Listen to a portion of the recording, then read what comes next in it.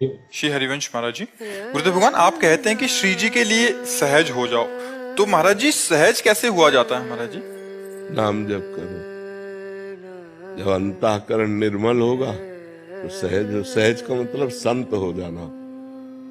संत सरल चित जगत हित जान स्वभाव स्नेह। संतों का स्वभाव सरल, सहज स्वभाव, न मन कुटिलाई। मन में कोई कपट नहीं, सहजता। सहज का मतलब होता है जो हमारे हृदय में है वही वाणी में है, वही आचरण में है। कोई छुपाव नहीं, कोई कपट नहीं। भगवान कहते हैं मोहि कपट छल छिद्र न भावा। और आज का प्राणी बोल कुछ रहा है और उसी समय उसके मन में कुछ और चल रहा है और आचरण कुछ और है। इसीलिए भगवान की कृपा का अनुभव नहीं हो रहा। किसको भगवत प्राप्ति हुई? भगवान को ज्यादा ढोंग नहीं चाहिए, सीधा सरल स्वभाव। तुम पतित हो तो पतित बन के पुकारो, अभी वो कृपा कर देंगे। लेकिन हम लोग बड़ा नाटक करते हैं। वाणी में कुछ और होता है, हृदय में कुछ और होता है, आचरण में कुछ और होता है। वो अंतर्यामी परमात्मा सब जानता है, इसीलिए सब किसी को उस अनुभव में नहीं आता।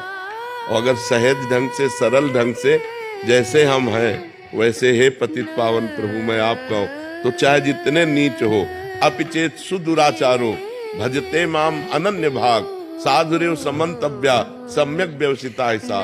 घोर दुराचारी हो, अपिचेत सुदुराचारो, भगवान कह रहे घोर दुराचारी हो और मेरी शरण में अनन्य भाव से आ जाए, मैं उसे साधु बना दूंगा। करो सद्य ते साधु सा, और भगवान जिसे साधु बना दे।